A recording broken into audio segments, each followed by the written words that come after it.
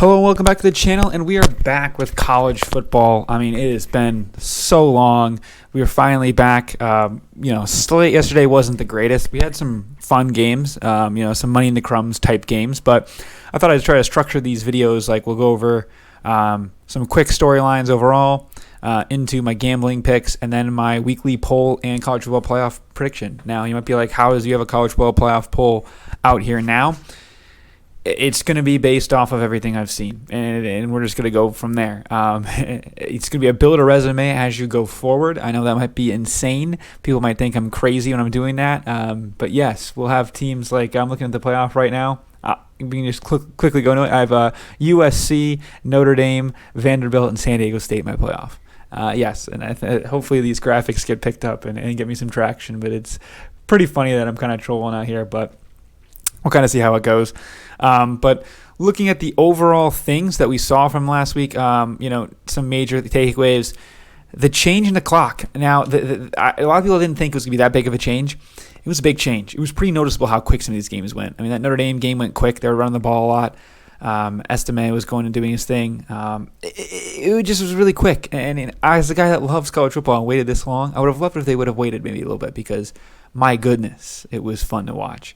And it's not super fun for if you're a Navy fan, or if you had the over like me and we were struggling to get there and ended up not getting there. But overall, it was just great to have football back. I mean, the USC game we can talk about next. Quickly touch on the end of the Navy game. Sam Hartman's really good. The offensive line's really good.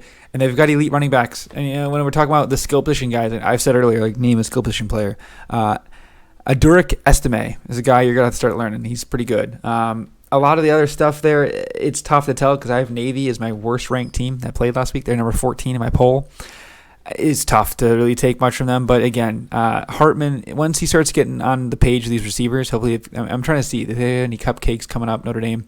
Who else do they have here? Tennessee State, HBCU, they'll play. It'll be a good tune-up game. And they got at NC State, they're going to have to kind of have your ducks in a row for that one. And then Central Michigan at home before the big win against Ohio State. So they're going to have to start getting their act together a little bit more and get on the pages there. But Hartman's really good, and that defense is still pretty good. We've got to worry about the trenches up front a little bit, but it's hard to judge a defense based on the triple option. Let's be honest here. So, but the offense is pretty good. Again, it's Navy though, so I'm not taking too much stock into it. But we move to the other big game, and that'd be USC San Jose State. Obviously, Caleb Williams is really good. I think it's Austin Jones. Yes, Austin Jones is the better of the two running backs outside of Marshawn Lloyd, which a lot of people thought Marshawn Lloyd would come in and do his thing. But the biggest two takeaways from this game is, one, Zachariah Branch. This kid is all world. Former 5-star receiver coming in. He's a freshman. He had 4 catches for 85 yards. 4 catches for 58 yards and a touchdown. But more importantly, he had a 96-yard kick return and had multiple very good punt returns. He was awesome. So he's a guy that you're going to have to worry about and focus on going forward. I had a fantasy football league for college, and he went undrafted in our league because we all were like, okay, I know he's good, and he's a 5-star. Is he actually going to be playing a lot? Yes. He might be wide receiver 2, maybe 3, if not 1 by the end of the year. Singer had some good stuff there. The transfer from Arizona State, he featured on our list of top receivers. But yeah, a lot to look out for Singer. But yeah, Zachariah Branch is all world. As for USC's defense, they were getting torched, man. They gave up 200 yards in the ground to a team that couldn't get 100 yards in the ground if they tried last year. Shervon Cordero had 52 rush yards, including like a 25-yard self-sack. So he really had 75 yards. So we'd be touching 200 yards there. And he threw for 198 yards as well with 3 touchdowns. He's a good quarterback coming from Hawaii the last few seasons, but who was the guy's name? He had 3 touchdowns. Nick Nash was absolutely torching these guys. 6 catches, 89 yards, and 3 touchdowns. It was not pretty for the Trojans. Just being straight up honest. Like, I know it's week 0. You don't want to overreact too much. It's San Jose State, and they were kind of torching you. Like, that's still going to be a big problem here. And it's probably a good thing that it happened week 0, so you can reset. I think they have a bye week 3.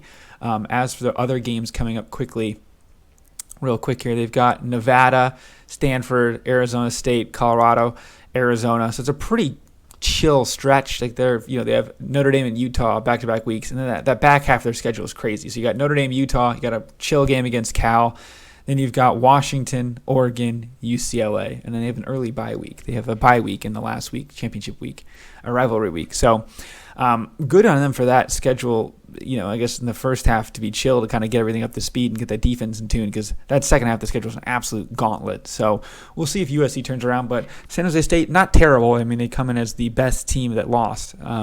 Right in front of actually the Hawaii Rainbow Warriors, who we're looking at right here. They had a delayed game last night. A lot of points in this game, so obviously they were playing quite emotional, Hawaii, with the things going on in Maui with the wildfires. We had the over in this game, which ended up cashing, which is pretty nice. We had 35-28, the Vanderbilt beat Hawaii.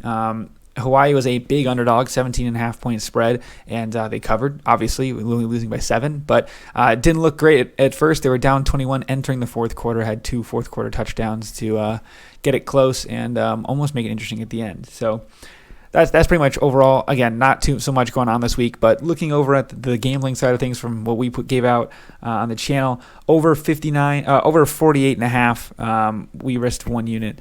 We lost that one, of course. The Notre Dame game, Navy just didn't show up and had no pulse. It was tough to see. Jacksonville State, Rich Rod's guys over in Alabama, they won plus 120 dog. It won outright in their first ever game. It was your conference game, Conference USA, expanding. Them and Sam Houston are the 2 new teams that have moved up from the D2 level to D1. So shout out Jacksonville State being undefeated in D1. They got a lot going on, man. They kind of had a little thing. I was watching the first half of the game. The commissioner was talking about it. They've got a big complex coming in. They got a lot of new stuff going. So pretty exciting times for the Gamecocks out there in Alabama. So we also had the over 66 in USC San Jose State.